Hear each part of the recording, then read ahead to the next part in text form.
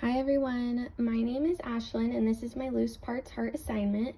This is the heart I have created. Here are the parts. The rocks represent the 4 chambers, including the right and left atrium and the right and left ventricle. The corks represent the superior and inferior vena cava.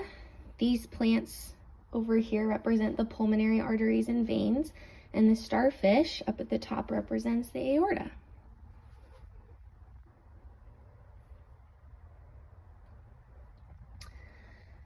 So next I'm going to move into my explanation I would provide to a child on the hemodynamics of the heart. So your heart is one of the most important parts of your body. It is a muscle that is constantly working, and you can feel it working by placing your right hand over your left chest. If you were to make your hand into a fist, your heart is about the same size as your fist. Each heartbeat you feel is your heart working to do its very important job, which is to pump blood all over your body. There are many parts to your heart that help to do its job, and together they make sure it is working properly. When blood enters your heart, it goes through the superior vena cava up here, or the inferior vena cava, which is down here. It moves through one of the 4 chambers of your heart first, called your right atrium. When blood moves through your right atrium to the lower chamber, that is called your right ventricle. There are parts in between called valves, which are sort of like very important doors that open and close to make sure your blood is headed in the right direction. So after your blood moves through the right atrium into the left ventricle, it sends blood into these parts here, called your pulmonary arteries.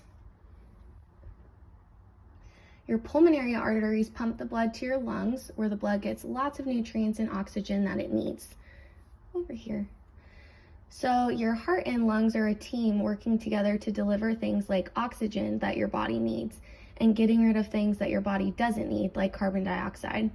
When your blood comes back from the lungs, all right,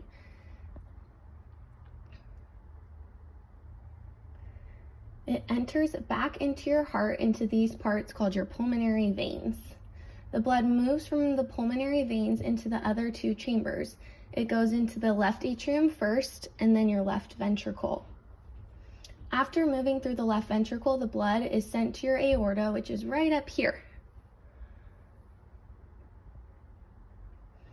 The aorta pumps the blood into the rest of your body. Everyone needs their heart to pump this nutrient-rich and oxygenated blood throughout their body, so the other organs are able to do their job too. For example, it is important for your blood to flow to other body parts like your brain, so it can do its job by being the boss of your body and telling the rest of your body parts what to do.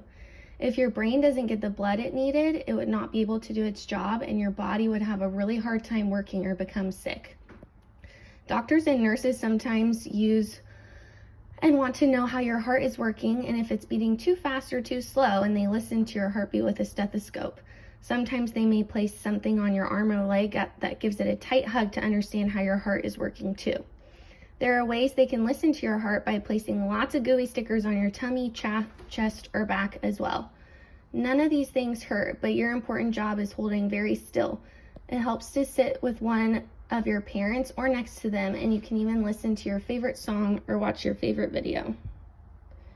One common heart defect I would explain to a child as a child life specialist would include Kawasaki disease. As I explained, I would begin describing how sometimes kids or babies need to come to the hospital because they are feeling sick, and it has to do with how their heart is working. Babies or younger kids might start to not feel like themselves or feel irritable, and they may not be as hungry. Their eyes may look very red, their hands and feet may feel swollen, their lips may feel dry and look cracked. They may have a rash on their body, and they most likely have a fever. These are signs that the child has something called Kawasaki disease. It is nothing they ate, drank, or did wrong to get Kawasaki disease. This happens when the arteries, which are tubes in the body carrying oxygen-rich blood, that are supplying to the heart are inflamed. When that happens, those arteries giving blood to the heart become damaged, and a kid's body can become really sick because the heart isn't getting the blood it needs to do its job. Kids with Kawasaki disease usually stay at the hospital for a few days or a week once the doctor has figured out what it is that's causing their heart to have a difficult time working and making them feel sick. While in the hospital, they need to get some blood work done and will get certain medicines and fluids to feel better. These procedures and hospital things may seem a little new or confusing, so a child life specialist is there to help explain things, make the hospital not so scary, and help kids feel better with fun things to do with their family while they are staying.